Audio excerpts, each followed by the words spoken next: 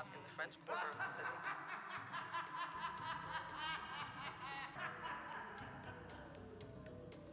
We are on Baker's Dozen, Tales from the Darkside episode written by George A. Romero, and like all the episodes he participates in, which is why he should have participated in this series a lot more, considering he created it, this is a cut above what we usually get. It has a well-written story, some blood in it, and actual good performances by the actors. And since George A. Romero is a talented writer, an original story that plays with New Orleans voodoo and gingerbread cookies that take the place of voodoo dolls.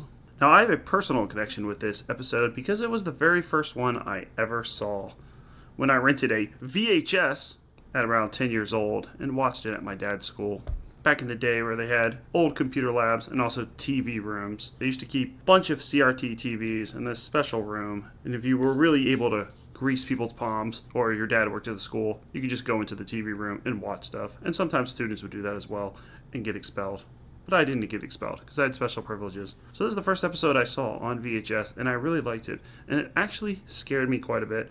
I then rented the Tales from the Darkside movie, which was even more horrifying. A great movie now, but not really one a 10-year-old should be watching. I had to skip through the first section with the mummy grinding people up. So we get some good performances in this episode. The main character is Ruby Cousins, who's played by Mabel King, who was an old-timey soul/rock and roll singer. She wasn't super famous for singing, but they do have some of her music up there. Up in the land of cotton, old-time music was soon forgotten.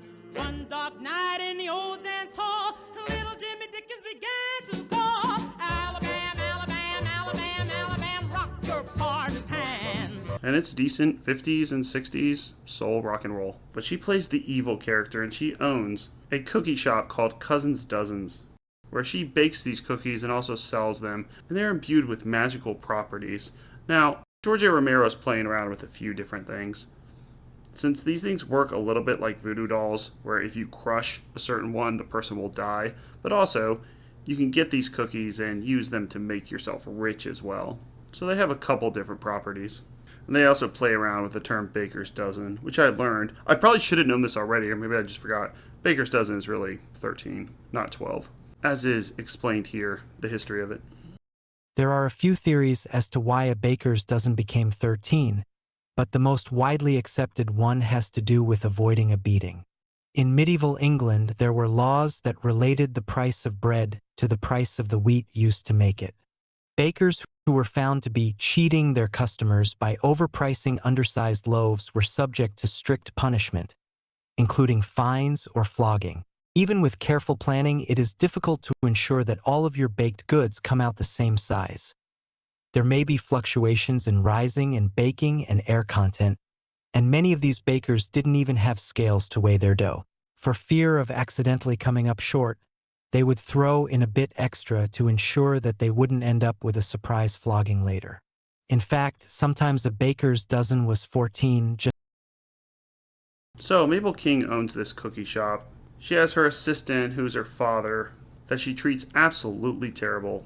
She blames him from running out on her as a kid and for being an alcoholic.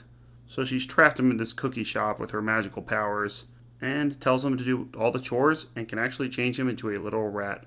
There really are no good characters. I guess the father would be the best character. But Mabel King does a good job with her verbose and loud voice of really coming off as intimidating. You totally believe that she's this evil character. You think he's gonna use them against me, don't you?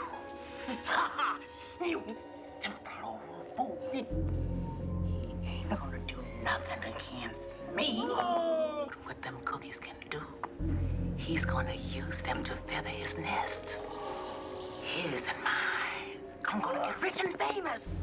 Who loves selling these cookies to certain people to screw over their lives and enrich herself. She then gets a visit by a man by the name of Henry Hogan, and he's just as bad as she is. He's here to make money as well. And we get, dare I say, a cat-mouse game, or a cat-and-rat game, where Mabel King is trying to screw over Harry Hogan, and Harry Hogan is trying to take these magical cookies and use them to enrich herself while shutting down this shop. At the end, neither of them really prevail. Henry Hogan is having some trouble at home with his wife, who thinks he's constantly cheating, and she finds one of these cookies, and, well, you can see what happens. You are saying, Marley. Henry, you!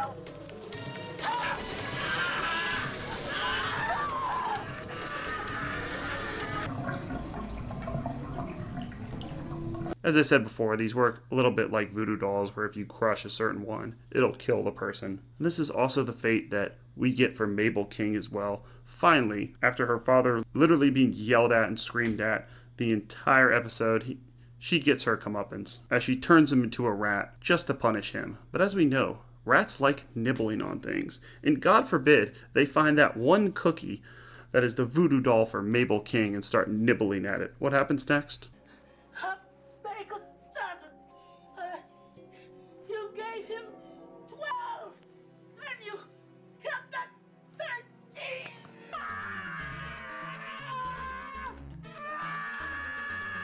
So Baker's Dozen is going to get an 8 out of 10. It really is quite a scary episode, and much more cruel than what we usually see. It has the George A. Romero edge. You see a fair amount of blood.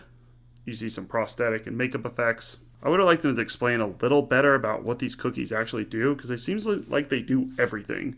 If you crush one, you can die, but you can also do it to make money for yourself. This guy, Harry Hogan, takes some cookies and starts using them in order to prop up this cookie shop.